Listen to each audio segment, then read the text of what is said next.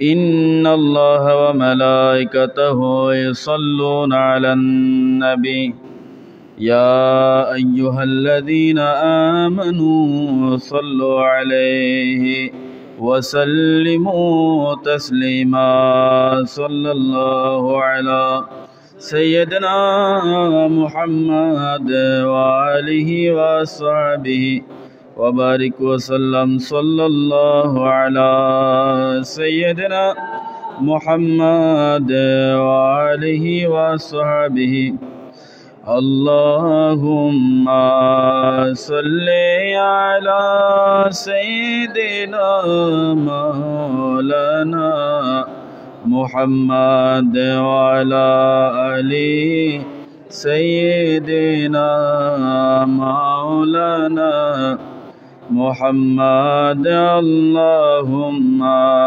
صل على مولانا محمد وعلى آل سيدنا ইচ্ছা করলে প্রাণের নবী থাকতে পারতেন আরশে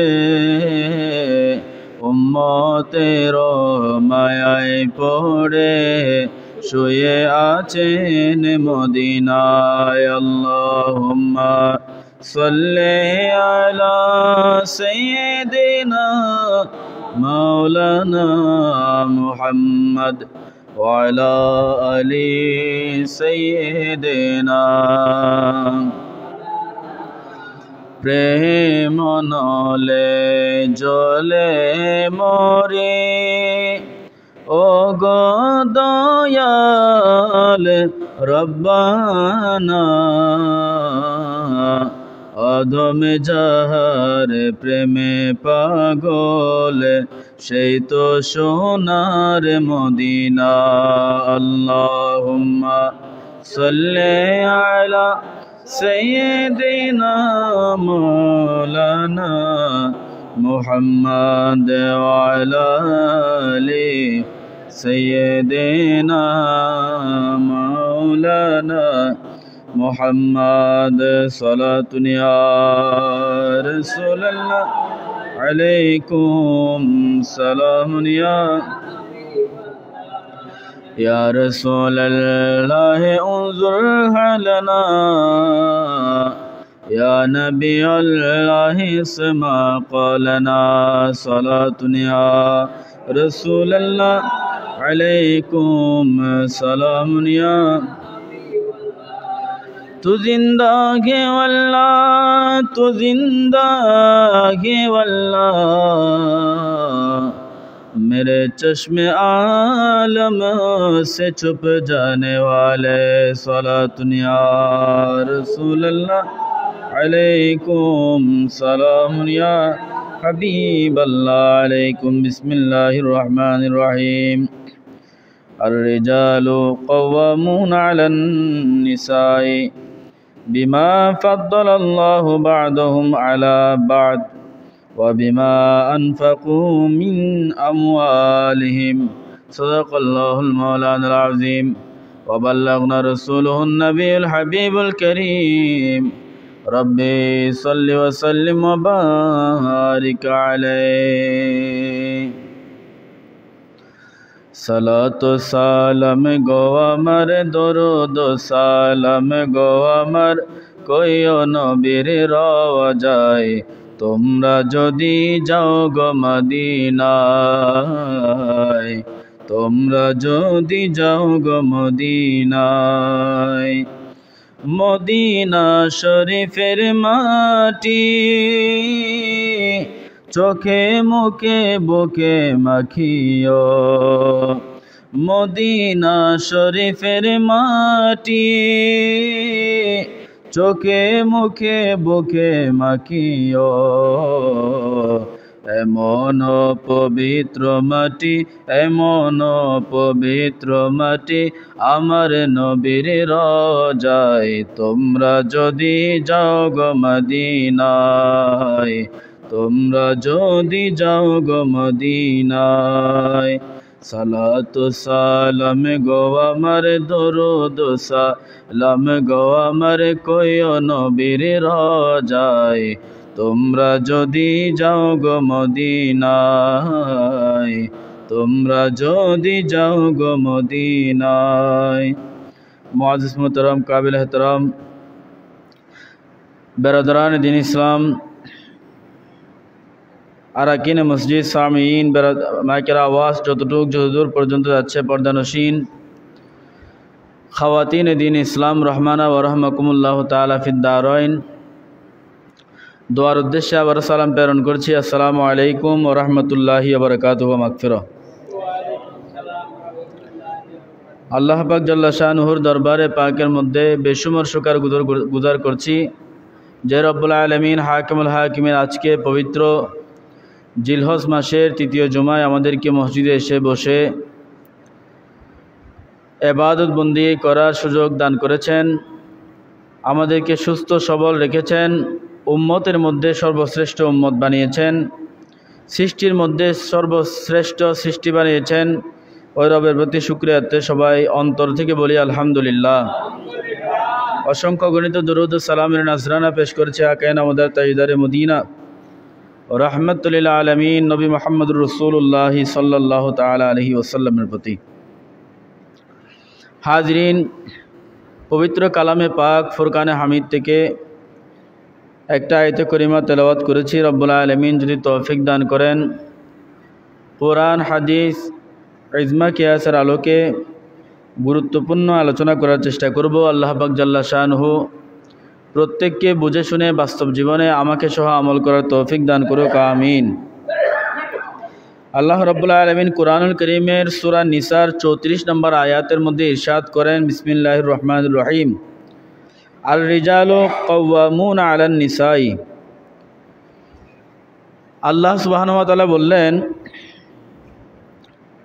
আর রিজালু কাওয়ামুনা আলান নিসাই, পুরুষগণ হচ্ছে স্ত্রীগণের সংরক্ষক। অর্থাৎ আল্লাহ স্ত্রীদেরকে, কন্যাদেরকে, মহিলাদেরকে, নারীদেরকে পুরুষের আওতায় করে দিয়েছেন। অর্থাৎ পুরুষরা হচ্ছে তাদের সংরক্ষক। আপনার ঘরে যদি মেয়ে থাকে আপনি মেয়ের সংরক্ষক, আপনার ঘরে যদি স্ত্রী থাকে আপনি তার সংরক্ষক, আপনার ঘরে যদি মা থাকে আপনি তার সংরক্ষক। বিমা ফাদ্দালাল্লাহু বা'দাহুম আলা বা'দিন, এবং আল্লাহ সুবহানাহু ওয়া তাআলা পুরুষ এবং নারী একে অন্যের উপরে ফদল দিয়েছেন, একের উপরে অন্যের অধিকার দিয়েছেন, প্রাধান্য দিয়েছেন। ওয়া বিমা আনফাকু মিন আমওয়ালিহিম, এবং পুরুষগণ তাদের আমওয়াল, তাদের সম্পদ, তাদের মাল তারা তাদের স্ত্রীদের উপরে ব্যয় করেন, নারীদের উপরে ব্যয় করেন। একজন সন্তান সে তার মার জন্য খরচ করে, একজন স্বামী তার স্ত্রীর জন্য খরচ করে, একজন বাবা তার কন্যার জন্য খরচ করে। বলে এই সমস্ত খরচগুলা আল্লাহর বিধান, আল্লাহ বলেছেন খরচ করতে, আর এই খরচ বিফলে যাবে না। যদি এই খরচ সৎভাবে ইনকাম করা খরচ টাকা হয় এবং এই খরচ যদি সৎভাবে হয় তাহলে এই খরচটা সদকায়ে জারিয়া হবে। সুবহানাল্লাহ। নারীদেরকে পুরুষের পাশাপাশি ইসলামে প্রাধান্য দেওয়া হয়েছে। আজকে বিভিন্ন বিষয় নিয়ে আলোচনা করব, তন্মধ্যে এটা একটা। ওয়াহুয়া আই ইউঈশা বিল ইনসাফি ওয়াল ইহসানি ফিল কওলি ওয়াল ফি'লি ওয়া আদাইল হুকুকি, এবং স্বামী স্ত্রীর যে বন্ধনটা রয়েছে এটা হচ্ছে কথায় কাজে একে অপরের সাথে ন্যায়সঙ্গতভাবে জীবনযাপন করা। ওয়ালিল মারআতি আলা যাওজি মিনাল হুকুকি, স্বামীর ওপর স্ত্রীর ন্যায়সঙ্গত অধিকার রয়েছে। আল্লাযী লাহু আলাইহা বিল মারুফি ফালা ইউকাল্লিফু ওয়ালা ইয়ানিফু আহাদুহুমা সাহিবুহা, এবং স্ত্রীরও স্বামীর ওপরে ওই রকম অধিকার রয়েছে। ফালা ইউকাল্লিফু ওয়ালা ইয়ানিফু আহাদুহুমা সাহিবাহা, তাই এক অপরের সাধ্যের বাহিরে কেউ যাতে কাউকে কোনো কষ্ট না দেয়, স্বামী স্ত্রী একে অপরের সাথে কেউ যাতে কারো উপরে কঠোর কোনো আচরণ না করে। সূরা নিসার 19 নম্বর আয়াতের মধ্যে আল্লাহ সুবহানাহু ওয়া তাআলা বলছেন, ওয়া আশিরুহুন্না বিল মারুফ, তোমরা তোমাদের স্ত্রীদের সাথে সৎভাবে জীবনযাপন করো। ফাইন কারিহতুমুহুন্না, আর যদি তোমরা তাদেরকে অপছন্দ করো, ফা আসা আন তাকরাহু শাইয়্যা, তোমরা এমন জিনিসকে অপছন্দ করছো, ওয়ায়াজআলুল্লাহু ফিহি খায়রান কাসীরা, এমন জিনিসকে তোমরা অপছন্দ করছো যে জিনিসের মধ্যে আল্লাহ তোমাদের জন্য বরকত রেখেছেন, কল্যাণ রেখেছেন। বলে কীরকম কল্যাণ? হাদিস শরীফের মধ্যে আছে, কোনো স্বামী যদি মারা যায়, আমি আগেও আপনাদেরকে বলেছি এই হাদিস শরীফটা, কোনো স্বামী যদি মারা যায়, স্ত্রী যদি ওই স্বামীর ওপরে সদয় থাকে এবং ওই স্বামীর সদাকতের ব্যাপারে যদি স্ত্রী সাক্ষ্য দেয়, তাহলে ওই স্বামী বেহেশতের টিকিট পাবে। সুবহানাল্লাহ। কিন্তু এই যে আমরা প্রায় সময় আপনাদেরকে বলি যে সৎ আচরণের বিনিময়ে জান্নাত দেওয়া হবে, তারপরে স্ত্রী যদি স্বামী মারা গেলে সাক্ষ্য দেয় স্বামী ভালো ছিল, তাহলে জান্নাত দেওয়া হবে স্বামীকে। আর স্ত্রী মারা গেলে স্বামী যদি সাক্ষ্য দেয় তাহলে স্ত্রীকে জান্নাত দেওয়া হবে। এই সমস্ত কিছু ঠিক আছে, এখানে এটা মনে করবেন না যে জান্নাত দেওয়া হবে মানে আপনি একদম জান্নাতে চলে যাবেন, আপনি যে অপরাধ দুনিয়ার মধ্যে করেছেন এগুলোর কোনো শাস্তি হবে না, এটা কি মনে করার কোনো সুযোগ নাই। বরঞ্চ আপনার অপরাধের শাস্তি হওয়ার পরে, নির্দিষ্ট শাস্তি হওয়ার পরে এরপর আপনাকে জান্নাত দেওয়া হবে, এটা বলা হয়েছে। জান্নাত আপনাকে দেওয়া হবে, কিন্তু আপনি যে অপরাধগুলো করেছেন ওই অপরাধগুলোর শাস্তি হবে। কিন্তু আল্লাহ যদি চান, আবার আল্লাহ যদি এটা চান যে আপনাকে কোনো শাস্তি দেওয়া হবে না, মাফ করে দেওয়া হবে, এটা আল্লাহর একান্ত ইচ্ছা। আল্লাহ চাইলে সব কিছু করতে পারেন। আল্লাহ সুবহানাহু ওয়া তাআলা সূরা বাকারার 228 নম্বর আয়াতের মধ্যে ইরশাদ করেন, ওয়ালাহুন্না মিসলুল্লাযী আলাইহিন্না বিল মারুফ। আল্লাহ বলছেন, নারীদের উপর পুরুষদের যেমন অধিকার রয়েছে তেমনিভাবে তাদেরও পুরুষদের উপরে ওইরকম অধিকার রয়েছে। ওয়ালির রিজালি আলাইহিন্না দারাজাতুন, আর পুরুষদের রয়েছে নারীদের উপরে মর্যাদা। পুরুষদের মর্যাদা নারীদের উপরে, কেননা পুরুষে হয়, পুরুষ ইনকাম করে ঘরকে সাজানোর জন্য, আর এই সাজানোর দায়িত্ব থাকে নারীদের উপরে। নারীরা পুরা ঘরকে সাজায়। একজন পুরুষ তার স্ত্রীর উপরে, একজন স্ত্রীর তার স্বামীর উপরে কি অধিকারগুলো রয়েছে, এবং একজন স্বামীর উপরে স্ত্রীর কি অধিকার রয়েছে, একজন স্ত্রীর উপরে স্বামীর কি অধিকার রয়েছে, এটা আমরা অনেকেই জানি না। ঘরের মধ্যে মা বোন যারা আছেন, আলোচনাগুলো খেয়াল করবেন, আপনাদের ইসলামী জিন্দগি গঠন করতে সুবিধা হবে। ইসলামী জিন্দগি থেকে আমরা অনেক দূরে। আমরা যদিও বা নিজেকে মুসলমান বলি, কিন্তু আমরা ইহুদি খ্রিস্টানদের কৃষ্টি কালচারগুলো পালন করে থাকি। নিজেকে মুসলমান আমরা যদি মুখে মুখে বলিও, আমাদের ভিতরটাকে আমরা এখনও পরিপূর্ণ মুসলমান বানাতে অক্ষম হয়ে আছি।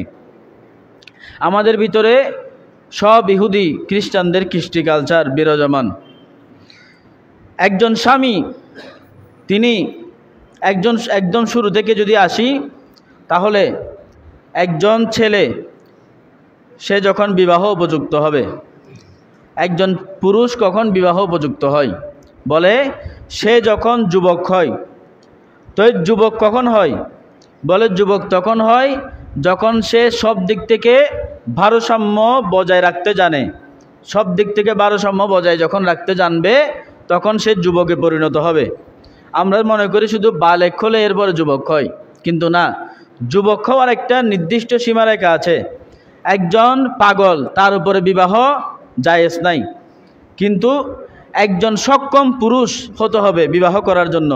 তো ওই সক্ষম পুরুষ সে যখন বিবাহ করবে, বলে সে তার ওই যে স্ত্রীকে সে বিবাহ করবে, যে মেয়েকে সে তার ঘরের মধ্যে বউ করে আনবে, তার খাসিহত, তার পরিবার পরিজন, তার উষ্টি সম্পর্কে তার খবর নিতে হবে।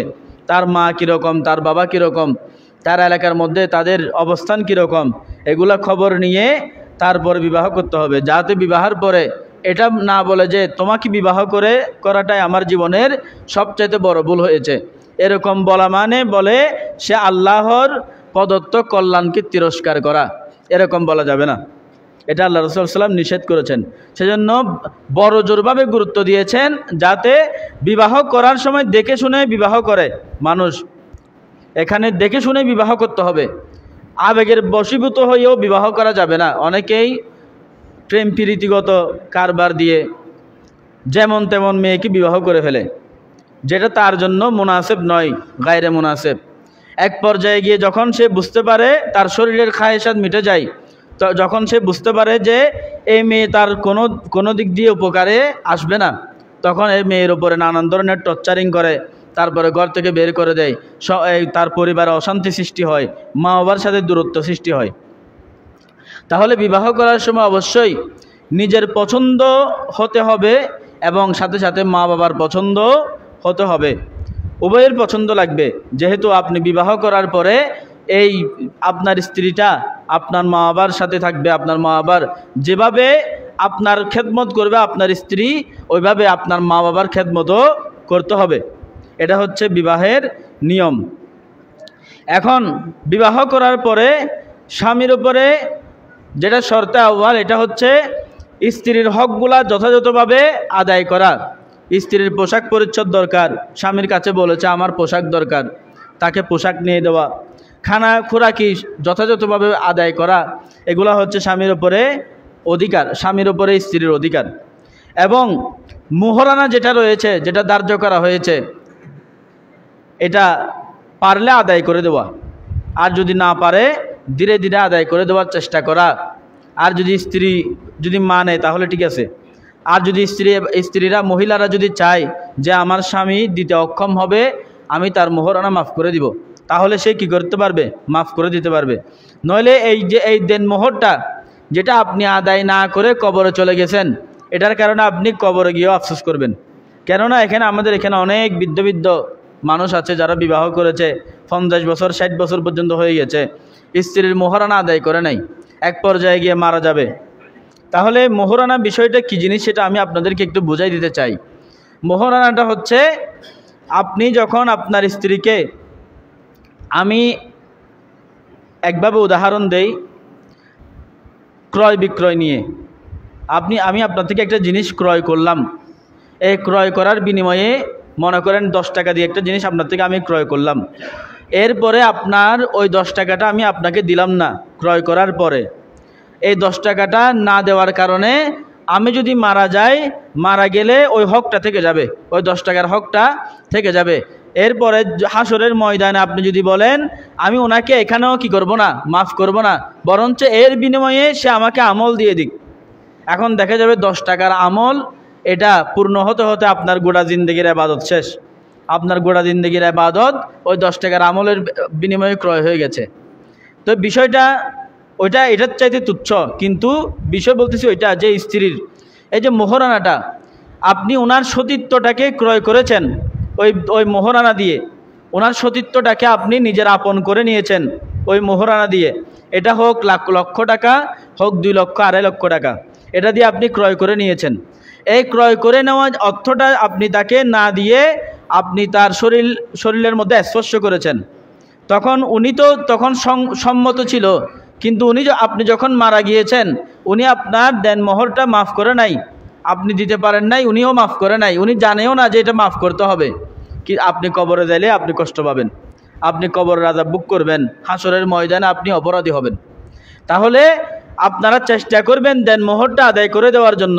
অন্যথায় আপনার স্ত্রীর কাছে যেভাবে পারেন আর কি, নিজের স্ত্রীকে যেভাবে খুশি করতে পারেন, মনে করেন কাপড় চোপড় দিয়ে হলেও কিছু উপহার সামগ্রী দিয়ে স্ত্রীকে খুশি করে বলবেন এখন আমি যদি দিতে নাও পারি, আমি যদি হঠাৎ মারা যাই, তাহলে তুমি আমার দেনমোহরগুলো মাফ করে দিও।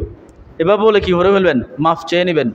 যদি আপনি মাফ না চান, আপনারা বলতেছেন আর কি হুজুর কি বলতেছে, এগুলা আমরা বুঝতেছি না, কবরে গেলে জাহান্নামের মধ্যে পতিত হবেন।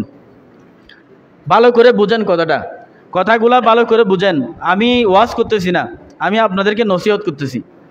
আপনি যদি এই দেনমোহর আদায় না করেন, আপনি আপনার স্ত্রীর ফায়ে ধরেন, দরকার হলে আপনি যেভাবে করার দরকার তাকে উপহার দেন, কাপড় চোপড় দেন, দিয়ে তার কাছে মাফ চান যে আমি যদি হঠাৎ মরে যাই তাহলে তুমি আমার দেনমোহরগুলো কি করে দিবা, মাফ করে দিবা। উনি যদি বলে হ্যাঁ আমি মাফ করে দিব, তাহলে আপনি নিশ্চিত থাকতে পারেন। যদি উনি বলে আমি মাফ করব না, তাহলে আপনি দেনমোহরগুলা যত টাকা হোক আপনি দিছেন কেন? আপনাকে কি শরীয়ত বলেছে নাকি 10 লক্ষ টাকা মোহর দিতে? আপনাকে কি শরীয়ত বলেছে 5 লক্ষ টাকা দেনমোহর দিতে? আপনি দিলেন কেন? নিজেকে এত বড় মনে করলেন কেন?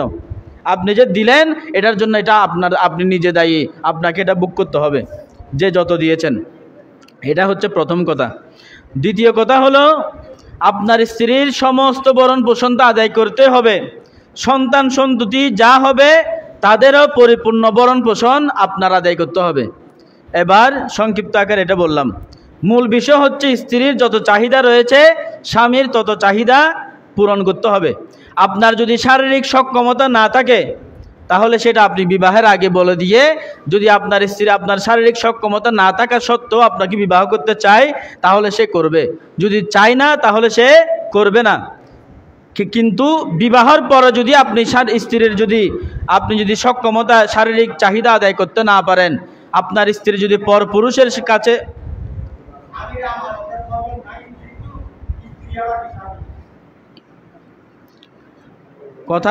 কথা বলবো আমি, আপনারা এভাবে করলে তো হবে না। কথাগুলা শুনেন, বুঝেন, আগে কথা কি বলছে বুঝেন। আমরা শরীয়তের কথা বলছি, এখানে নিজের কথা যদি বলতাম আপনার সাথে ঝগড়া বিবাদের কোনো প্রশ্ন থাকতো। শরীয়তের কথা যেহেতু বলছি, এখানে আমি হলে আমি শরীয়তের ছুরির তলে এখানে শরীয়ত কোনো আলেম, সুলতান, বাদশাহ, সরকার, শরীয়ত কাউকে মানে না, শরীয়ত কাউকে পাত্তা দেয় না। শরীয়ত যেখানে আছে এখানে সবাই এক, সুলতানও এক, বাদশাহও এক, প্রজাও এক, রাজাও এক। আচ্ছা, মূল বিষয় বলতেছি। অর্থাৎ যদি স্বামী যদি স্ত্রীর চাহিদা পূরণ করতে না পারে, এরপরে যদি ওই স্ত্রী যদি পরপুরুষের দ্বারস্থ হয়, ওইটার গুনাহগারও স্বামী হবে। কেননা সে যে স্ত্রীর চাহিদা পূরণ করতে পারে নাই সেটা সে আগে বলে নাই, সে এটা না বলে স্ত্রীকে বিবাহ করেছে। এখন দ্বিতীয় কথা হচ্ছে স্ত্রীর উপরে স্বামীর কি অধিকার। স্ত্রীর ওপর স্বামীর অধিকার হচ্ছে যখন একজন স্ত্রী স্বামীর আওতায় চলে আসছে, তখন ওই স্ত্রীর উপরে স্বামীর অধিকার হচ্ছে স্বামী যখন স্ত্রীকে ডাক দিবে, আল্লাহ রসুল বলছেন ওই স্ত্রী যদি তখন কোনো নফল নামাজও যদি থাকে, ওই সময় যদি স্বামী ডাক দেয় সাথে সাথে স্বামীর ডাকে সাড়া দিতে হবে ওই নামাজ ভেঙে। এটা হচ্ছে আল্লাহ রসুলের কওল। এবং এরকমও আছে হাদিস শরীফের মধ্যে, একজন স্ত্রী তিনি যদি স্বামী থাকা অবস্থায় নফল রোজা, নফল নামাজ পড়তে চায়, স্বামীর যদি অমত থাকে এতে তার নফল নামাজ, নফল রোজা কবুল হবে না। অর্থাৎ স্বামীর মত থাকতে হবে, স্বামীর ইচ্ছা থাকতে হবে, সে স্বামীর থেকে অনুমতি নিয়ে নফল রোজা, নফল ইবাদত সে করতে পারবে। অর্থাৎ স্বামীর অবাধ্য হয়ে স্বামীর কাজকর্ম ফেলে সে নফল রোজা এবং নফল নামাজ সে পড়তে পারবে না, এরকম হাদিস শরীফের মধ্যে আছে। এবং হাদিস শরীফে এটাও আছে, আল্লাহ রাসূল সাল্লাল্লাহু আলাইহি ওয়াসাল্লাম বলছেন, লাউ কুনতু আমারু আহাদান আইয়াসজুদা আলি আহাদিন, আমি যদি দুনিয়ার মধ্যে কাউকে কোনো মানুষকে যদি আমি বলতাম কোনো মানুষকে সেজদা দেওয়ার জন্য, লা আমারতুল মারআতা আন তাসজুদা লিজাওজিহা, তাহলে আমি স্ত্রীদেরকে বলতাম তোমরা তোমাদের স্বামীদেরকে সেজদা দাও। সবাই বলেন সুবহানাল্লাহ। তাহলে যদি সেজদার কথা আসতো মানুষকে সেজদা দেওয়ার ব্যাপারে, তাহলে স্বামীদেরকে বলা হতো, স্ত্রীদেরকে বলা হতো তোমরা তোমাদের স্বামীদেরকে কি দাও, সেজদা দাও। এবং আল্লাহ রাসূল সাল্লাল্লাহু আলাইহি ওয়াসাল্লাম ইরশাদ করেছেন, আইয়ুমাম রাআতিন মাতাত যাওজুহা আনহা রাদিন দাখালতিল জান্নাতা, কোনো মহিলা মৃত্যুবরণ করার সময় যদি তার স্বামী ওই মহিলার উপর অসন্তুষ্ট থাকে তাহলে সে জান্নাতে প্রবেশ করতে পারবে না। সে যত বড় পরহেজগার হোক না কেন, ওই মহিলা কখনো জান্নাতের সুঘ্রাণও পাবে না, জান্নাতে ওই মহিলা প্রবেশও করতে পারবে না। বনি ইসরাইলের জামানার এক যুবক সন্তান অসুস্থ হলেন। হজরতে ওয়াহাব ইবনে মুনাব্বার রাদিয়াল্লাহু তাআলা আনহু এই হাদিস শরীফ রওয়ায়াত করছেন। বনি ইসরায়েলের জমানার মধ্যে যখন এক যুবক অসুস্থ হলেন, ওই যুবকের আম্মা তিনি নিয়ত করলেন, আল্লাহ আপনি যদি আমার সন্তানকে সুস্থ করে দেন তাহলে আমি 7 দিন কবরের ভিতরে থাকবো। সুবহানাল্লাহ। এরপরে আল্লাহ ওই সন্তানটাকে সুস্থ করে দিলেন। ওই মহিলা বাড়ির পাশে একটা কবর খনন করে ওখানের ভিতরে 7 দিন এতেকাফে চলে গেলেন। ওখানে যাওয়ার পরে তিনি ওই কবরের ভিতরে একটা সুড়ঙ্গ দেখতে পেলেন। ওই সুড়ঙ্গের মধ্য দিয়ে তিনি প্রবেশ করে একটা বাগান দেখতে পেলেন। ওই বাগানের মধ্যে তিনি 2 জন মহিলাকে দেখলেন। একজন মহিলা একটা বাগানের এক পাশে মনোরম একটা স্থানে উনি জান্নাতি একটা দোলনার উপরে বসে আছেন এবং একটা সুন্দর পাখি ওই তার ডানা দিয়ে ওই মহিলাটাকে বাতাস করতেছে। সবাই বলেন সুবহানাল্লাহ। আরেকজন মহিলাকে দেখতে পেলেন, উনি ওনার মাথার উপরে একটা পাখি ভয়ঙ্করভাবে বসে ওই মহিলার মাথার মগজগুলা খাচ্ছে টুকরে টুকরে। তখন ওই মহিলাটা জিজ্ঞেস করলেন প্রথম মহিলাকে যে আপনি কে, আপনি কেন এরকম সুন্দর অবস্থার মধ্যে এখানে আছেন? বলে আমি যখন মারা যাচ্ছিলাম তখন আমার স্বামী আমার উপরে সন্তুষ্ট ছিল বিধায় আল্লাহ সুবহানাহু ওয়া তাআলা আমার কবরটাকে জান্নাত বানিয়ে দিয়েছে। সুবহানাল্লাহ। এরপরে ওই মহিলাকে জিজ্ঞেস করা হলো যে আপনি কেন এই অবস্থার মধ্যে আছেন? বলে বোন, তুমি যদি দুনিয়ার মধ্যে 7 দিন পরে চলে যাও তাহলে তুমি গিয়ে একটু আমার সন্তান এবং আমার স্বামীকে খুঁজে বের করবে, আমার স্বামীকে বলবে যেন তিনি আমাকে ক্ষমা করে দেয়। আমার কবরের যে অবস্থা, যে আযাবে আমি আছি, এই আযাবের কথা তুমি তাকে খুলে বলবে। এরপরে 7 দিন পরে যখন ওই মহিলা ওই এতেকাফ থেকে কবর থেকে বের হলেন, বের হওয়ার পরে ওই মহিলার স্বামীর কাছে গেলেন, ওনাকে বললেন বিষয়গুলা। ওই স্বামী যখন ক্ষমা করে দিল, ওই দিন রাত্রে এই মহিলা স্বপ্নে দেখছেন যে আল্লাহ সুবহানাহু ওয়া তাআলা ওই জাহান্নামে পতিত মহিলাটাকে উনি মাফ করে দিয়েছেন। সুবহানাল্লাহ। তাহলে স্বামীর অবাধ্য হওয়া স্ত্রী, যেই স্ত্রী স্বামীর মুখে মুখে তর্ক করে ওই স্ত্রীকে ফেরেশতারা অভিশাপ দেয়। যেই স্ত্রী স্বামীর মুখে মুখে তর্ক করে ওই স্ত্রীকে ফেরেশতারা অভিশাপ দেয়। এখন দায়ুসের বিষয়ে আমি আপনাদেরকে একটা কথা বলি। দায়ুস হচ্ছে দায়ুস তাদেরকে বলা হয় যে সমস্ত পুরুষ স্ত্রীর অনুমতি ছাড়া চলতে পারে না, কথায় কথায় স্ত্রীকে ভয় করে। যে সমস্ত পুরুষগুলা স্ত্রীর কাছে বিড়াল হয়ে থাকে ওই সমস্ত পুরুষগুলোকে দায়ুস বলে। যে সমস্ত পুরুষেরা স্ত্রীর আঁচলের নিচে ঢুকে থাকে, বাইরে যাইলে বহুত বড় নেতা, বহুত বড় কেডার, কিন্তু ঘরে যাইলে স্ত্রীর জুতার বাড়ি খায়, বলে এই সমস্ত পুরুষেরা হচ্ছে দায়ুস। এগুলাকে আল্লাহ রসুল দায়ুস বলেছেন, এগুলাকে আল্লাহ রসুল দায়ুস বলেছেন, এগুলাকে আল্লাহ রসুল সাল্লাম অপছন্দ করেছেন এই সমস্ত পুরুষকে। কেননা সে তার স্ত্রীকে কবজায় রাখতে পারে নাই, বরঞ্চ সে নিজের স্ত্রীর কবজায় চলে গেছে। এই সমস্ত পুরুষদের উপর আল্লাহ লানত দিয়েছেন। তাহলে ওই মহিলারাও গুনাহগার হবে যারা তাদের পুরুষগুলাকে দায়ুস বানিয়ে রেখেছে। পুরুষগুলাকে বিভিন্ন ভয় দেখিয়ে পরিবারে বাপের অনেক ক্ষমতা, ভাইয়ের অনেক ক্ষমতা, এই ক্ষমতার দাপট দেখিয়ে তাদের স্বামীদেরকে তাদের আঁচলের নিচে, পায়ের নিচে রেখেছে। ওই সমস্ত মহিলারাও গুনাহগার হবে, ওই সমস্ত মহিলারাও হাসরের ময়দানে বিচারের কাঠগড়ায় দাঁড়াবে। এখন আরেকটা বিষয় হচ্ছে, এটা গুরুত্বপূর্ণ একটা সেন্সিটিভ বিষয়, যেহেতু জুমার আলোচনা সংক্ষিপ্ত আলোচনা করতে হয়। আরেকটা বিষয় হচ্ছে বিবাহর ক্ষেত্রে আমরা অনেক সময় এটা সমাজের মধ্যে আমাদের একটা কৃষ্টি কালচার চলে আসছে। নাচ গান ব্যান্ড প্যাকেজ না হলে আমাদের বিবাহগুলা সম্পন্ন হয় না। কিন্তু বিবাহের মূল নিয়ম এগুলা নয়। বিবাহ আমরা অনেককে দেখতে পাই মসজিদের মধ্যে আগদ করাই, ছেলের আগদ মসজিদের মধ্যে করাই, মেয়ের আগদ মসজিদ মাজারের মধ্যে করাই, বিভিন্ন জায়গায় পবিত্র স্থানে আগদ করায়। এরপরে যেদিন বিবাহ হয় মেয়েদের অনুষ্ঠানের দিন এখানে নাচ গান লাগাই দেয়, ডেক্সেল লাগাই দেয়।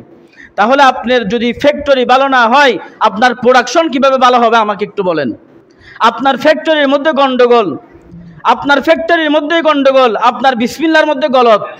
আপনি সুফি সাজেন, সমাজের মধ্যে ভদ্র সাজেন, কিন্তু অভদ্রের মতো কাজ করেন। এই যে আপনি নাচ গান যেগুলা ইহুদি খ্রিস্টানের কৃষ্টি কালচার ছেড়ে দেন।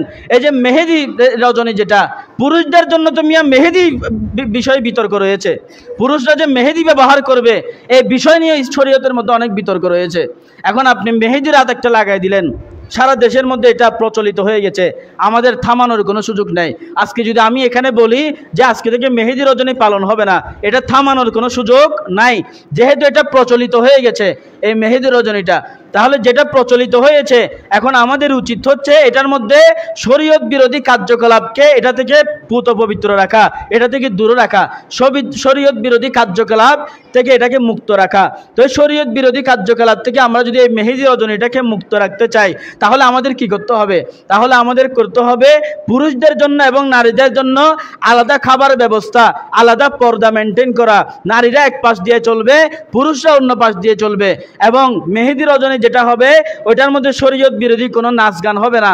যদি পারে তাহলে মুশায়েরা মাহফিল, যেগুলোর মধ্যে আল্লাহ রসুল এবং আল্লাহর শান পড়া হয় এবং নাতে রসুল পড়া হয়, গজল পড়া হয়, এই সমস্ত গজলের মাহফিল দেওয়া অথবা মিলাদ মাহফিল দেওয়া, এগুলো আমাদের করা উচিত শরীয়ত বিরোধী কার্যক্রম থেকে দূরে রাখার জন্য। এখন আপনারা যারা সন্তান ভদ্র হোক, আমার সন্তান অভদ্র হয়েছে, আমার সন্তান আমার গলা টিপে মারতেছে, আমার সন্তান আমাকে কোবাইতেছে, আমার সন্তান আমাকে এই করতেছে সেই করতেছে বলতেছেন, আপনাদের তো বিসমিল্লাহর মধ্যে গলত হয়ে গেছে। আপনারা বিবাহের আগের দিন মেহেদি রজনীর মধ্যে নাচ গান দিয়েছেন, আপনারা বিবাহের আগের দিন মেহেদি রজনীর মধ্যে নারী পুরুষের অবৈধ মেলামেশা দিয়েছেন। ওইখানে পুরুষরা বিভিন্নভাবে সাজগুজ করে আসে, নারীরা প্রসাধনী মেখে সাজগুজ করে আসে, একে অপরের সাথে প্রেম প্রীতির নানান ধরনের অবাধ কথার মধ্যে জড়িয়ে যায়, অবাধভাবে মেলামেশা, কেউ কারো সাথে ধাক্কা দিয়ে দিয়ে হাঁটছে, কেউ কাউকে চিনে না, গায়রে মাহরুম এখানে একসাথে হয়ে গেছে। এই সবগুলো যখন একসাথে হয়ে গেছে, শরীয়ত বিরোধী কার্যকলাপ যখন ওখানে হয়েছে, ওই ঘর থেকে যে সন্তানগুলো আসে, ওই সন্তানগুলোর মধ্যে নানান ধরনের ভেজাল সৃষ্টি হয়, নানান ধরনের কুন্দল সৃষ্টি হয়। ওই ঘরগুলা থেকে আল্লাহর রহমত চলে যায়, আল্লাহর রহমতের ফেরেশতা ওই ঘরগুলা থেকে দূরে থাকে। আমরা বাঙালিরা বড় অদ্ভুত, আমরা মুসলমানরা বড় অদ্ভুত। আমরা ঘরের মধ্যে যখন কেউ কারো ছবি টাকাই, তখন আমরা বলি এই ঘরের মধ্যে ছবি টাকাইও না, ফেরেশতা আসবে না, ফেরেশতা দূরে চলে যাবে। কিন্তু মেহেদি রজনীর মধ্যে আমরা নাচ গান করতে পারি। ঘরের মধ্যে ঠিক হয় সকাল বিকাল দুপুর, কখন মাগরিবত্ব, কখন মাগরিবের আজান দিবে, ফজরের আজান দিবে, আমরা দেখি না। ঘরের মধ্যে ডেকসেট বাজাইতে পারি, আমরা গান বাজাইতে পারি উচ্চস্বরে, তখন আমাদের এগুলা মাথায় আসে না। আমরা ঘরের মধ্যে কোরআন শরীফ কখনো পড়িও না, কোরআন শরীফ খুলেও দেখুন এই ঘরের মধ্যে। কিন্তু আমাদের রসুল পাক সাল্লাল্লাহু আলাইহি ওয়াসাল্লামের সুন্নাহ মোতাবেক যদি জীবন যাপন করতে হয়, প্রতিদিন ফজরের নামাজের পরে নিজের ঘরের মধ্যে কোরআন শরীফ পড়তে হবে। 5 ওয়াক্ত নামাজ মহিলারা ঘরের মধ্যে পড়বে, পুরুষেরা মসজিদের মধ্যে পড়বে, মসজিদ দূরে হলে ঘরের মধ্যে পড়বে। এগুলা হচ্ছে শরীয়ত, এগুলা হচ্ছে রসুল আকরাম সাল্লাল্লাহু আলাইহি ওয়াসাল্লামের সুন্নত। বিবাহ যখন হবে, ছেলে যেমন মেয়েকে পছন্দ করবে, তেমনি ছেলের মা বাবাও মেয়েকে পছন্দ করবে। এরপরে বিবাহ হবে, মেহেদি রজনীর মধ্যে কোনো নাচ গান হবে না, মেহেদি রজনীর মধ্যে রসুল আকরাম সাল্লাল্লাহু আলাইহি ওয়াসাল্লামের সম্মান হবে, আল্লাহ সুবহানাহু ওয়া তাআলার কুদরত বর্ণনা হবে, এবং মেহেদি রজনীর মধ্যে নইলে মিলাদ মাহফিল হবে। এইভাবে বিবাহটা সম্পন্ন হবে। নারী পুরুষ আলাদা আলাদাভাবে যাবে, আলাদা আলাদাভাবে বিবাহ খেয়ে আসবে, দেন মোহর সীমিত হবে এবং বিবাহ সহজ হবে, বৈরাতি বিষয়টা বাদ যাবে, ওয়ালিমা প্রথা চালু হবে। রসুল আকরাম সাল্লাল্লাহু আলাইহি ওয়াসাল্লামের সুন্নাত যেটা, এটা হচ্ছে ওয়ালিমা। আমরা আজকে বৈরাত করে ফেলেছি। একজন বাবা, তিনি বড় অপরাধী ভাই। এই বাপের সাইতে ইতের তো অপরাধী আর কে নাই, তো মেয়েভাবে জন্ম দিতে তার লাই ইতার এটা মেয়েফা বিয়ে দিতে যালি 200 বড় থাম বড় বিদেতে, এটা বহুত বড় ভুল করে ফেলি। মেয়েফা জন্ম দিয়ে রে এত লাই বহুত মা বাপ হলে মাইফা হলি অখুশি হয়, নারাজ হয়। কিলে নারাজ হয় যখন জিজ্ঞেস করা হয় যে মাইফা তো বিয়ে দিয়ে পড়িব, বহুত টিয়া হরজ বিরোধের বিষয় আছে। এক একজন এক এক কথা বলে, এই মেয়ের ইজ্জত কিভাবে রক্ষা করব, এক একজন এক এক কথা বলে। তো এই ধ্বংসটা আমরা করেছি। আমরা মুসলমান, আমাদের কৃষ্টি কালচার ভিন্ন ধর্মীরা দেখে মুসলমান হবে, আমাদের দিকে আসবে, দিনের দিকে আসবে। কিন্তু এখন তারা আমাদের থেকে আরো সরে যাচ্ছে। আমরা নিজেরাও ইহুদি খ্রিস্টানের মতো হয়ে যাচ্ছে দিনে দিনে। আমরা নিজেরাও কাফিরদের বিভিন্ন কৃষ্টি কালচার আমরা ধারণ করছি। তো বিবাহ সহজ নাই। একজন বাবা মেয়েকে বিবাহ দিবে, চাঁদা তুলে বিবাহ দিতে হয়, কিস্তি নামায় বিবাহ দিতে হয়। কেন? বৈরাত খাওয়াইতে হবে। ইসলামী শরীয়ত বলে বৈরাত নয়, ওয়ালিমা, অর্থাৎ পুরুষ তার স্ত্রীর পরিবারদেরকে খাওয়াবে। ওয়ালিমা প্রথা ইসলামী শরীয়তের মধ্যে আছে। ইসলামী শরীয়তে কোনো বৈরাত প্রথা নাই, এটা ইহুদি খ্রিস্টানদের কালচার। কিন্তু এখন এটা আমাদের মধ্যে প্রচলিত হয়ে গেছে। আর একটা বিষয় প্রচলিত হয়েছে, এটা হচ্ছে বৈরাত যদি খাওয়াইতে না পারো তাহলে টাকা দিয়ে দাও। যৌতুক তো নিতে পারে না, বলে বৈরাত যদি খাওয়াইতে না পারো টাকা দিয়ে দাও। মেয়ে কেন জন্ম দিয়েছো, এটা হচ্ছে তার অপরাধ। অথচ আল্লাহ রাসূল সাল্লাল্লাহু তাআলা সাল্লাম বলেছেন, যার ঘরে একটা কন্যা সন্তান আছে তার ঘরে আল্লাহর জান্নাত আছে। সবাই বলেন সুবহানাল্লাহ। এই কন্যা সন্তান যেটাকে আমার রাসূল বলেছেন, তোমার ঘরে কন্যা সন্তান থাকা মানে জান্নাত থাকা, আর আমরা আজকে জাহান্নাম বানিয়ে ফেলেছি। আপনারা বিবাহ দেওয়ার ক্ষেত্রে সতর্ক থাকবেন। যে শ্বশুর বাড়ির লোক আপনার বিয়ে হবে বা যে হোক না কেন, ওই ব্যক্তিরা যদি বৈরত ধরা দেয়, এটা এতজন বৈরত খাওয়াইতে হবে, আপনি খাওয়ালে এটা এক কথা যে আমি তাদেরকে এতজন খাওয়াই দিব। তারা যদি ধরা দেয় এতজন বৈরত খাওয়াইতে হবে, ভাই তার থেকে সাইডে থাকেন। কেননা এই ব্যক্তি লোভী মানুষ, আপনার থেকে আজকে বৈরত চাইতেছে, কালকে আপনার মেয়ের জানটা সহ নিয়ে যাবে। আমাদের চট্টগ্রামের মধ্যে এরকম অনেক হচ্ছে। আপনারা সন্দ্বীপের মানুষ, আমাদের থেকে দূরে নয়, আপনারাও চট্টগ্রামের মানুষ। সন্দ্বীপ চট্টগ্রামের মধ্যে আপনারা জানেন, আমাদের চট্টগ্রামের ওদিক দিয়ে দক্ষিণ সাইডে পশ্চিম সাইডে অনেক জায়গা রয়েছে যেখানে মেয়েদেরকে শ্বশুরবাড়ির মধ্যে জবাই করে দেওয়া হচ্ছে। শ্বশুরবাড়ির মধ্যে মেয়েদেরকে জবাই করে দেওয়া হচ্ছে, বাবার স্বপ্ন জবাই করা হচ্ছে, মায়ের স্বপ্ন জবাই করে দেওয়া হচ্ছে। আর যে জান্নাতকে আল্লাহ রাসূল সাল্লাল্লাহু আলাইহি ওয়াসাল্লাম জান্নাত ঘোষণা করেছেন, যেটা আল্লাহ প্রদত্ত জান্নাত, এই জান্নাতটাকে জবাই করে দেওয়া হচ্ছে। এই সমস্ত শ্বশুর শাশুড়িরা হাসরের ময়দানে জবাবদিহিতা করবে। ওই সমস্ত স্ত্রীরা হাসরের ময়দানে জবাবদিহিতা করবে যারা তাদের স্বামীর অবাধ্য হয়েছে। ওই সমস্ত পুরুষরা হাসরের ময়দানে জবাবদিহিতা করবে যারা তাদের স্ত্রীর ভরণ পোষণ ঠিকভাবে করতে পারে নাই, তাদের স্ত্রীদেরকে পর পুরুষের সামনে ছেড়ে দিয়েছে। ওই সমস্ত পুরুষরা হাসরের ময়দানে জবাবদিহিতা করবে। স্ত্রীর ব্যাপারে এমন একটা কল রয়েছে, বলে দেবর হচ্ছে মৃত্যুতুল্য। স্ত্রীর জন্য দেবর হচ্ছে মৃত্যুতুল্য। বলে একজন স্ত্রী যদি তার স্বামীর অনুপস্থিতিতে তার খাটের মধ্যে যদি কোনো পুরুষকে, গায়রে মুহরিম পুরুষকে বসায়, তার বাবা, তার শ্বশুর, তারপরে তার ভাই, এগুলা ব্যতীত কোনো গায়রে মুহরিমকে যদি তার খাটের মধ্যে বসায়, ওই স্ত্রী জাহান্নামে যাবে। ওই স্ত্রী জাহান্নামে যাবে যদি এরকম বসায় কোনো গায়রে মুহরিমকে। কেননা এই খাটটা, যে খাটের মধ্যে তারা স্বামী স্ত্রী থাকে, এটা শুধু তাদের জন্য, এটা তাদের জন্য বদ্ধ করা, এটা তাদের জন্য নির্ধারিত, নির্দিষ্ট, সুনির্দিষ্ট। এই খাট থেকে তারা হয়তো জান্নাতে যাবে, নইলে উভয়ে জাহান্নামে যাবে এই খাট থেকে। কেননা এই খাট থেকে তাদের সমস্ত কিছুর ফয়সালা হবে। তাদের সন্তানরা এখান থেকে ধরে দুনিয়ার মধ্যে আসবে, বংশ বিস্তার করবে, এখান থেকে তাদের দিন কায়েম হবে। প্রতিদিন রাত্রবেলা একবার হলেও স্বামী তার স্ত্রীকে বিভিন্ন নসিহত করবে, নামাজ পড়ার জন্য তাগিদ দিবে। এখন মূল ফয়সালা আলোচনার শেষে আরেকটা কথা বলছে, এটা হচ্ছে কোনো স্ত্রী যদি স্বামীর অবাধ্য হয়, আল্লাহ রাসূল সাল্লাল্লাহু আলাইহি ওয়াসাল্লাম মারধরকে নিষেধ করেছেন, স্ত্রীকে মারধর করতে নিষেধ করেছেন। এবং বিশেষ করে আল্লাহ রাসূল সাল্লাল্লাহু আলাইহি ওয়াসাল্লাম স্ত্রীর মুখে আঘাত করতে নিষেধ করেছেন, বারবার নিষেধ করেছেন। তো কোনো স্ত্রী যদি স্বামীর অবাধ্য হয়, বলে তাকে কি করবে? বলে মারধর করা যাবে না। ইসলামী শরীয়তে স্ত্রীকে মারধর করা নিষেধ। সেটা হোক আলেম, সেটা হোক আবেদ, সেটা হোক যে কোনো মানুষ। অর্থাৎ সে যদি মুসলমান দাবি করে, তাহলে সেই স্ত্রীকে আঘাত করতে পারবে না। তো কি করবে? বলে স্ত্রীকে সে বিভিন্নভাবে সে ভয় দেখাবে। যদি ভয় দেখালেও কাজ না হয়, তাহলে তাকে তরক করে দেন, তাকে ঘরের মধ্যে আবদ্ধ করে, একটা ঘরের মধ্যে আলাদা করে দেন। অর্থাৎ তার বিছানা আলাদা করে দেন, তার সাথে কথা বলা বন্ধ করে দেন। কিন্তু তার সমস্ত জরুরিয়াত পূরণ করতে হবে, খানা পিনা সঠিকভাবে দিতে হবে, কিন্তু কথা বলবেন না।